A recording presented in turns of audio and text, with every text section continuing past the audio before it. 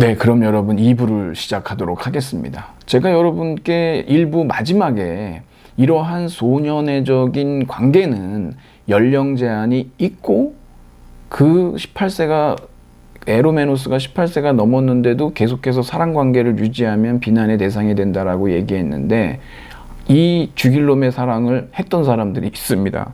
여기 등장인물에 여러분 보시면 제가 말씀을 드릴게요. 여기 보시면 여러분 우선은요, 이 파이드로스하고 에릭 시마코스의 관계는요, 이 두 사람도 연인 관계입니다. 여기에 대해서 뭐 어떤 분들은 뭐 그냥 친구 관계 정도로 보고 있는 분도 있는데 그렇지 않습니다. 왜냐하면 이 두 사람은요, 프로타고라스라고 하는 대화편에서도 같이 앉아 있고요. 그리고 이 파이드로스가 에릭 시마코스의 말에 아주 습관적으로 복종하는 그러한 입장을 가지고 있다라고 직접 밝히고 있기 때문이기도 하고요. 이 심포지온의 끝에쯤 되면 둘이 같이 자리를 떠납니다. 파장 때. 뭐 이런 여러 가지 근거들을 가지고 또 동시에 고대 그리스에서 대단히 이 엘리트 계층들 사이에서 장려됐던 소년의 관습을 따져본다라고 한다면 이 두 사람이 친구 이상의 관계라고 하는 걸 우리가 알 수가 있죠. 그럼 누가 사랑하는 사람이고 누가 사랑받는 사람이었을까요? 나이 때문에 우리가 이거 구분할 수 있다고 그랬죠. 네, 파이드로스가 아주 미소년이었습니다. 그러니까 뭡니까? 사랑받는 사람이에요. 그리고 여기 에릭 시마코스는 사랑하는 사람이죠. 그리고 여러분 여기 파우사니아스하고 아가톤 있죠. 아가톤은 누굽니까? 오늘 정말 비극 경연대회에서 우승을 해가지고 모든 스포트라이트를 받고 있는 인물인데 이 아가톤은 대단한 미소년이었습니다. 그리고요 복장 도착자였습니다. 이 아가톤은요 이 턱수염이 났는데 나이가 이제 지났잖아요. 그런데도 이 파우사니아스하고의 그 소년애적 관계를 위해서 수염을 밀었습니다. 질레트로 밀었나요? 네, 이렇게 밀었다는 거죠. 그리고 이 아가톤이 나중에 여러분 여기 보면 마케도니아로 이주한다고 그랬잖아요. 여기 이제 아르켈라우스라고 하는 왕이 있는데 그 왕의 그 왕궁으로 가거든요. 파우사니아스가 어떻게 했을까요? 따라갔습니다. 네, 거기서 이 사람들이 죽죠. 정말 사랑하려면 정말 이 정도는 그래서 제가 이 죽일 놈의 사랑 그랬던 겁니다. 그래서 이 파우사니아스하고 아가톤이 연인 관계고 아리스토파네스는 이제 여기에 등장하는 플라톤의 대화편에 유일하게 심포지온에 단 1회만 등장하는 겁니다. 플라톤의 26개 대화편 중에 아리스토파네스 때문에 소크라테스가 죽게 되는 그런 원인 제공자였거든요. 이거 플라톤이 기분이 이걸 죽여 살려 그랬지 않겠습니까? 그런데 아리스토파네스한테 엄청나게 지금도 회자되는 그러한 아주 멋진 사랑 이야기를 할 수 있는 기회를 주죠. 복수를 안 합니다, 여러분. 아리스토파네스도 이러한 뭐 소년애적 관계에 대해서 그렇게 뭐 비판하거나 그러지 않습니다.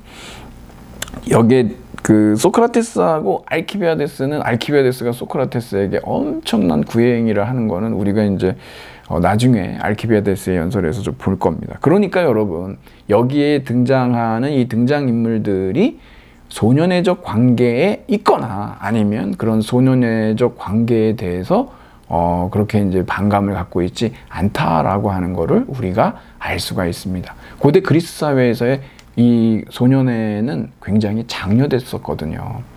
그래서 여러분 우리가 지금에 와서도 뭐 성소수자에 대한 뭐 색안경들이 있습니다. 근데 여러분 사랑이라고 하는 거는요 대단히 역사적이에요. 또 한때는 굉장히 장려되고 한때는 또 뭐 비난의 대상이 되고 이런다는 게 굉장히 우연성이라는 거. 여러분들이 그래서 고대 그리스 사회의 이런 소년애적 관계를 보시면서 조금 시야를 넓혀 보실 필요가 있는 것이죠. 하나 더 여러분한테 말씀드리고 싶은 게 있는데 이 소크라티코이 로고이라고 하거든요, 여러분. 소크라티코이 로고이라고 하는 말 자체는 뭐냐면 소크라테스와의 대화이래요.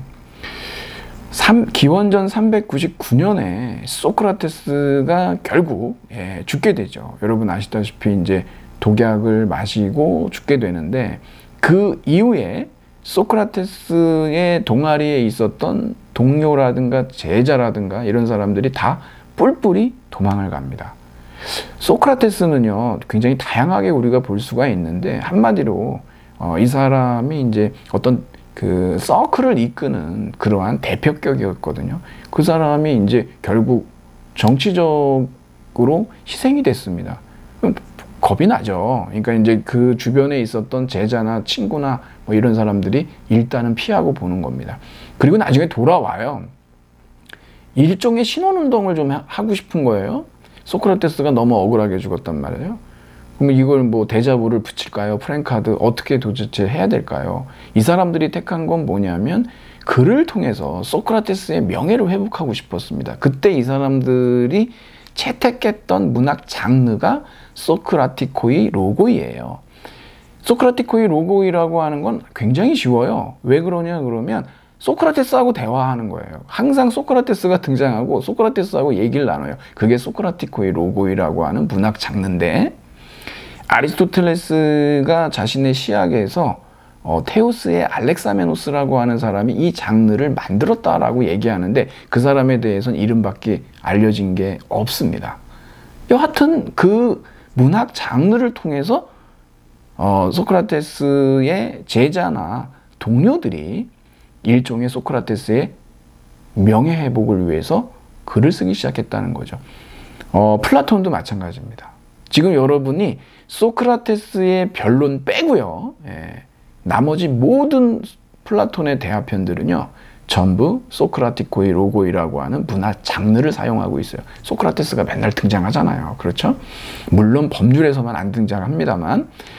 그런데 이렇게 소크라테스가 등장을 하지만 이 플라톤이요, 같은 이 문학 장르를 공유했던 뭐 크세노폰이라는 사람, 오늘도 여러분 제가 이제 크세노폰의 상현도 얘기하죠. 크세노폰도 똑같은 심포지온이라고 하는 대화편을 쓴 거예요, 이 사람도. 근데 이 사람들도 다 이 소크라티코이 로고이라는 문학 장르를 구사한 건데, 크세노폰의 저작들은 많이 남아 있습니다. 거의. 그리고 플라톤의 저작도 그렇고요. 그런데 다른 마이너들이 있어요. 뭐 파이돈이라든가 뭐 아리스티포스라든가 이렇게 해서 5명이 있는데, 이 사람들의 대화편들은 좀 이렇게 단편적이에요. 근데 이걸 비교해 보면은요, 플라톤의 대화편이 갖고 있는 장점들이 드러나요.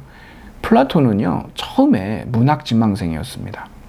그러다가 당연히 귀족 자제였기 때문에 정치에 대해서는 기본적으로 귀족들은 하게 돼 있었거든요. 그래서 그런 생각도 가졌는데, 소크라테스를 만나면서 자신이 썼던 모든 희극들을 다 태워버리고 결국 철학을 하게 된 건데요. 플라톤은 그런 문학적인 재능도 가지고 있었어요. 거기에다가 또 철학을 했죠. 그래서 여러분들이 이 플라톤의 소크라테스의 변론 빼고요, 나머지 모든 대화편들을 여러분들은 그냥 아주 훌륭한 철학 소설이다라고 보셔야 됩니다. 이게 진짜 이 사람들이 만났을까요? maybe not이죠. 그러니까 여러분들 여기에서 역사적인 팩트를 찾으려고 하시지 마세요. 그냥 아주 잘 쓰여진 대단히 극적인 사실주의에 입각한 소설이에요. 철학 소설. 재밌게 읽으시면 됩니다. 여기에 등장하는 역사적 사건들이 있는데 맞질 않아요. 그러니까 근데 그만큼 이 플라톤이 대단히 진짜처럼 써가지고 사람들이 여기에서 역사적 연대기를 찾으려고 했던 적도 있었는데, 이 장르 자체가 하나의 문학 장르로서 철학 소설이다라고 여러분들이 알아두시면 되겠습니다. 뭐 다른 얘기도 할 게 많이 있지만, 제가 또 해야 될 일들이 있기 때문에 여기까지만 하도록 하고, 그래서 여러분들이 이제 그 다음에 나오는 뭐 작품 안내, 그리고 이제 파이드로스의 이제 이야기가 있는데, 파이드로스의 연설을 제가 좀 얘기하고 오늘은 좀 정리를 해볼까 합니다. 여러분 제가 이제 나눠드린 파이드로스의 연설을 보시면 거기에 뭐가 등장을 하냐 그러면, 일단 에로스의 어떤 출생, 에로스의 기원, 에로스의 탄생에 대한 그 신통기, 헤시오도스의 신통기에 나오는 얘기가 나와요. 맨 처음에 뭐가 생깁니까? 그러면 맨 처음에 이제 카오스죠. 여러분, 카오스는요, 처음에는 이 빈 공간을 얘기했어요. 오비디우스 이후에 지금 여러분들이 알고 계시는 그러한 혼돈, 무질서라는 뜻이 등장을 하는데 사실은 틈이에요. 아니, 무슨 공간이 있어야 뭐가 생길 거 아닙니까? 그러니까 맨 처음에 카오스가 있고 그 다음에 뭡니까? 넓은 대지에 가이아가 있고, 우리 뭐 가이아 이론 있지 않습니까? 러브룩에. 근데 그 다음에 생긴 게 바로 에로스예요. 이것이 아주 원시적인 최초의 에로스인데 여기에서는 성적인 결합이라는 게 전혀 등장하지가 않아요. 그 다음에 등장해요. 에레보스하고 닉스가 성적으로 결합해서 이제 자식들을 낳는 것들이 등장을 한단 말이에요. 이 에로스 말고 나중에 또 하나의 에로스가 등장을 하는데 그게 이제 여러분이 아시다시피 우라노스의 거세를 통해서, 거품에서 그 아프로디테가 나오고 그 수행하는 에로스가 등장을 하거든요. 바로 에프로디테의 자식이죠. 아프로디테. 에로스가 두 개가 나와요. 하나는 최초의 에로스고 또 하나는 뭐 나중에 에로스예요. 이 두 가지 에로스가 나오는데 제가 왜 이걸 강조드리냐 그러면 여러분이 에로스라고 하는 거 대단한 욕망인데요. 강렬한 욕망을 얘기합니다. 이게 성적으로만 여러분들이 너무 이렇게 좁혀두시면 안 되는 거예요. 그래서 이게 좀 어려운데, 고대 그리스 사람들이 생각하는 이 에로스라고 하는 것은 정치적인 에로스도 있어요. 성적인 에로스도 있지만 이 첫 번째 최초의 원시적인 에로스가 전혀 성과 상관이 없는 비성적인 그러한 에로스입니다. 이건 이제 우리가 정치적인 에로스를, 그 기원을 여기에서 이제 찾을 수가 있는 것이죠. 우리가 여러분 촛불 혁명 때 이게 나라냐라고 했을 때 그 온몸에 소름이 돋는 그 감격, 그러면서 하나가 됨을 느끼잖아요. 성적으로 하나가 되는 게 아니잖아요. 우리는 어떠한 그 민주주의에 대한 갈망이죠. 그게 바로 정치적 에로스예요. 굉장히 아주 강력하죠, 여러분. 찌릿찌릿하고. 플라톤은 그런 것을 갖다가 이러한 에로스로 표현할 수밖에 없었던 겁니다. 이 에로스적인 경험이라고 하는 건 대단히 강렬하기 때문에 그런 거거든요. 현대에 와서 너무 이 에로스를 갖다가 성적 환원주의라고 그래가지고 너무 성으로만, 에로티시즘하고만 연결을 시키는 그런 경향이 있고, 또 하나는 뭐 사랑이라고 하는 건 대단히 사적인 감정으로만 남아있고 그래가지고 이 자유민주주의가 그렇지 않습니다. 자유주의의 그 근간이 그러니까. 그래서 사실 이러한 정치적 에로스, 고대 그리스 사회의 정치적 에로스가 잘 드러나질 않는 건데 여러분들이 이것도 알아두실 필요가 있습니다. 그런데 파이드로스 연설에서 일단 그 얘기가 나와요. 그리고서 그 다음에 이제 나오는 얘기가 뭐냐면 연인 군대 얘기가 나오거든요. 그러니까 이 세상을 잘 살려고, 정의롭게 살고 아름답게 살려고 하는 사람들이 어떻게 살아가야 되느냐 그러면 결국은 두 가지의 감정을 이제 제공을 합니다. 그게 뭐냐면 수치심이라고 하는 거하고 명예욕이라고 하는 두 가지를 얘기하는데요. 이 두 가지는 여러분, 우리가 이제 인류학자인 미드라고 하는 사람, 또 루스 베네딕트라고 하는 사람이 이 인류 사회를 갖다가 뭐 수치 문화하고 죄 문화라고 이렇게 두 가지로 타입으로 나눕니다. 수치 문화의 양대 기둥이 뭐냐 그러면은 부끄러움이라는 수치심하고 그다음 명예욕이에요. 여기서 지금 얘기하고 있는 이걸 보면 결국 고대 그리스 사회는 수치 문화의 사회였다라고 얘기를 할 수가 있겠죠. 하지만 여러분, 이렇게 무 자르듯이 그러면 죄 문화는 없었어? 아니에요. 이게 다 이렇게 섞여 있죠.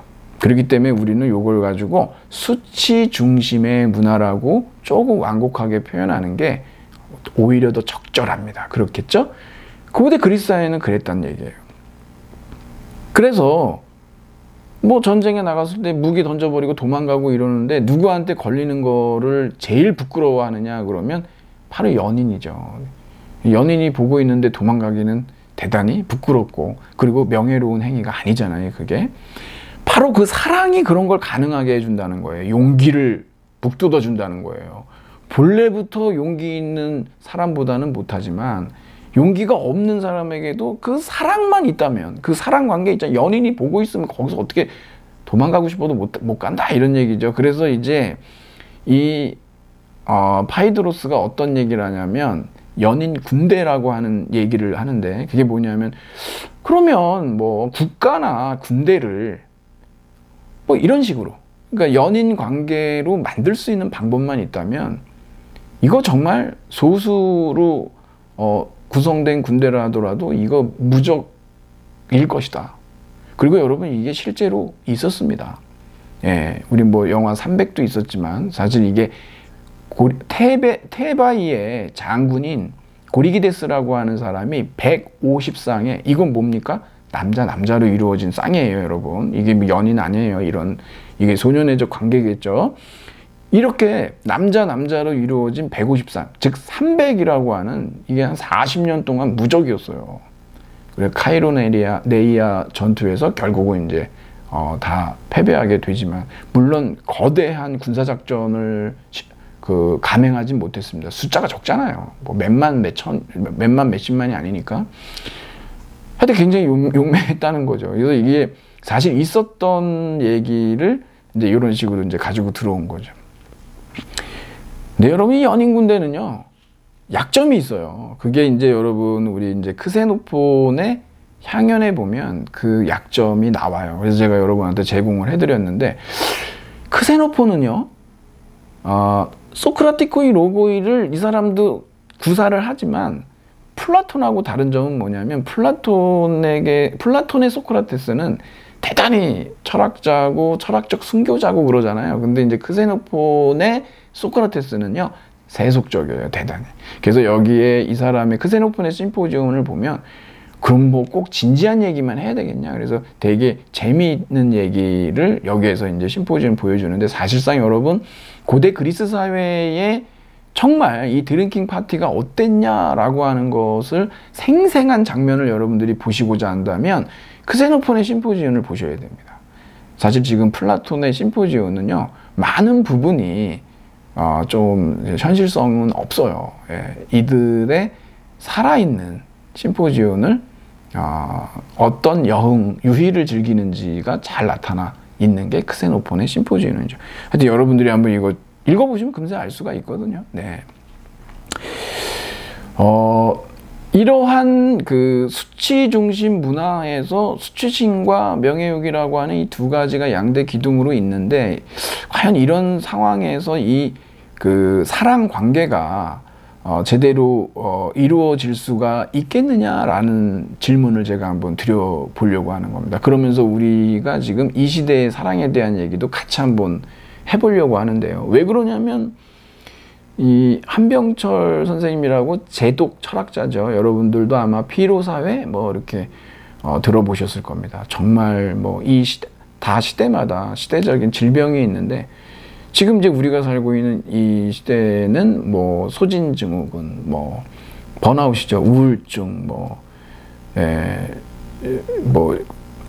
그런 질병들이, 신경증적인 질병들이 등장을 하는데, 그게 왜 그러냐면, 이제 그 성과 사회를 살고 있고, 자유롭다는 착각하에 자기 자신을 끊임없이 소진시키는 그러한 셀프 리더십, 자기 경영을 해야 되는 시대이기 때문에 이제 이렇게 이제 피로 사회라는 얘기를 하고 있는 것이죠. 정말 바쁘잖아요. 예. 쉬고 있는 나 자신을 용서할 수 없는 거죠. 예. 괜히 불안하고, 그런 것들을 아주 잘 드러냈던, 분석했던 책이 이제 피로 사회인데, 이 한병철 선생님이 이제 에로스의 종말이라고 하는 책을 또 쓰셨어요. 좀 나온 지는 오래됐지만, 이분이 얘기하는 건 뭐냐면, 사랑이 죽었다. 사랑이 죽었다. 이게 왜 이렇게 되냐. 여러분, 신자유주의라고 하는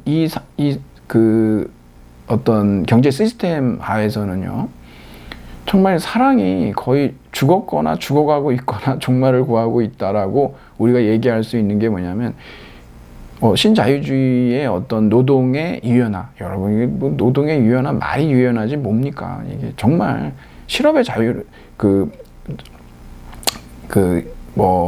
일종의, 예, 이게 해고의 자유잖아요. 해고의 자유. 예. 이러한 노동의 유연화라고 하는 이런 사회 속에서 우리가 사랑 관계가 제대로 작동을 할 수 있겠느냐라고 하는 거거든요.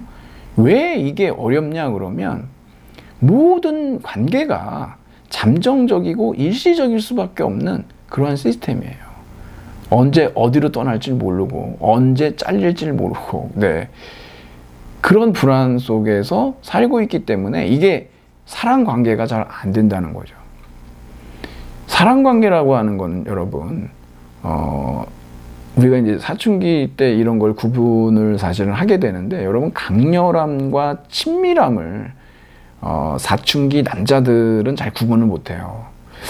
사랑에 대해서 남성보다 여성이 더 잘합니다. 그래서 플라톤도 가장 중요한 사랑 얘기를 할 때에 여사제인 디오티마를 가상의 인물을 들여오는 이유가 그런데요.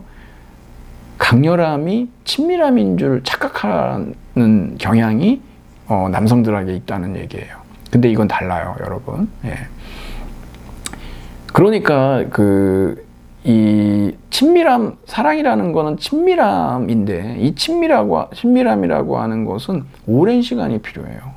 예. 오랜 시간을 필요로 하는 친밀함의 결과인 이 사랑이 이런 노동의 유연화라고 하는 신자유주의 하에서는 불가능하다라고 하는 거죠. 시간이 없어요. 지속적일 수가 없고. 그래서 정말 사랑은 정말 아프고, 에로스는 이제 종말을 고했고, 이런 얘기들이 심심치 않게 여기저기서 이제 등장을 하고 있는 거죠. 에바 일루즈라고 하는 감정 사회학자가 있습니다. 이 사람은 어떤 얘기를 하냐 그러면 감정 자본주의라고 하는 아주 유명한 책을 썼고, 거기에 이제 따라서 다른 사랑은 왜 아픈가 이런 좋은 책도 쓰고 그랬지만, 여러분, 우리 이 사랑이라는 감정 있잖아요. 자본주의, 감정 자본주의. 우리 경제하고 이 사랑하고 같이 연결해 보세요. 사랑 감정을. 지금은 여러분, 사랑은 사치예요. 젊은 세대에게, 청년 세대에게. 왜냐하면 그걸로 인해서 많은 것을, 시간을 낭비하게 된다라고 생각하기가 쉽잖아요. 이 감정적으로 다치는 거를 원치 않아요. 그러니까 뿅 가는 사람은 두려운 거예요. 그러다가 정신 차리고 보면 1년이 가버렸어. 차라리 나 자기 개발을 했어야 되는데 이렇게 돼버린다는 거죠. 그러니까 이 에바 일루즈가 얘기하는 건 뭐냐면 사랑하면서도 끊임없이 계산한다는 거예요. 경제적 계산을 하는 거죠. 그러니까 사랑이 안 되죠. 손해보려고 하지 않고. 사랑이라고 하는 것은 한병철 선생님 얘기는 뭐냐 그러면 자기 자신을 파괴할 수 있는 거거든요. 근데 아무도 그러려고 하지 않는 거죠. 사랑이 자꾸 어려워져요. 그뿐만은 아니에요. 사회학자로서 또 얘기하지만 여러분, 결혼 시장만 봐도 아시죠. 예. 많은 얘기들을 이렇게 할 수 있는데, 이 파이드로스가 자신의 연설에서 이 고대 그리스 사회가 갖고 있는 어떤 수치 중심의 문화의 약점을 이 사람이 이제 얘기하고 있거든요. 그건 뭐냐 그러면은 이 사랑은 수치 중심 문화에서 하는 사랑이라고 하는 것은 일종의 가면의 사랑이에요. 페르소나라고 그러죠. 가면.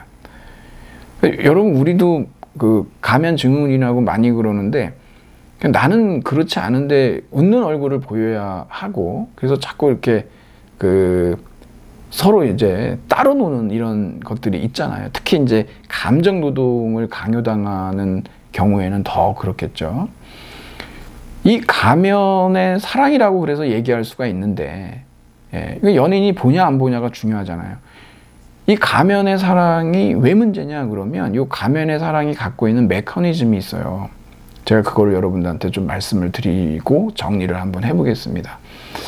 이 가면의 사랑은요, 자기 부정에 근거한 약강의 자기 긍정이라고 제가 한번 정의를 한번 내려볼게요. 이 메커니즘이 그렇게 작동을 해요. 아주 쉽게 여러분한테 이해를 제가 해드릴 수 있는 게 이제 화장과 관련된 얘기를 좀 해드릴 텐데, 그 전에 여러분 가면의 사랑이란 메커니즘은요, 일종의 자기 기만의 메커니즘이에요. 기만이라고 하는 것이 성공하려면요, 속이는 자와 속는 자가 이게 다르고, 보통은. 그리고 속임을 당하는 사람이 자기가 속는다는 걸 몰라야 성공할 수가 있어요. 기만이라는 게. 근데 여러분, 자기 기만은 얼마나 모순적인 사태 속에 있습니까? 속이는 자와 속는 자가 자기예요. 예, 이거 굉장히 재미있는 그러한 사태라고 볼 수가 있겠죠. 그래서 가면의 사랑은 이러한 자기 기만의 메커니즘을 가지고 있는데, 이것을 가장 잘 드러내 보여줄 수 있는 게 바로 화장이고, 이 화장이라고 하는 것은 자기 부정에 근거한 약강의 자기 긍정이다, 이렇게 제가 말씀을 드리고 얘기를 해보겠죠. 여러분, 비포 애프터로 한번 가봅시다. 우리가 화장을 하기 전에 자신의 맨 얼굴을, 민낯을 보고 뭐라고 얘기합니까? 이것은 내가 아니다. 예. 일단 자기 부정을 하고 시작한다는 얘기죠. 그러면서 뭐 하죠? 화장을 합니다.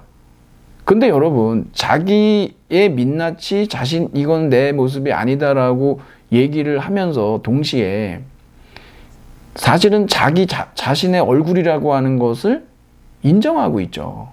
예. 자기 부정이지만 약하게나마 자기 자신의 얼굴이라는 걸 인정합니다. 왜 그러냐면, 그렇지 않다면 우리가 그 비싼 화장품을 바를 이유가 없겠죠. 그렇죠? 그래서 그러는 겁니다. 화장이 끝나서요, 아주 격하게 기뻐하죠. 이게 진짜 내 얼굴이다라고 하는. 그래서 제가 아까 말씀드렸듯이 이 자기 기만의 메커니즘, 이 가면의 사랑이 갖고 있는 자기 기만의 메커니즘이라고 하는 것이 자기 부정에 근거한 약강의 자기 긍정이다.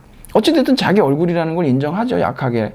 그 후에 화장하고 난 얼굴에 대해서 아주 강하게 자기 긍정을 하는데, 이러한 가면의 사랑의 문제점은 뭐냐면, 시작이 자기 부정에 있다는 거죠.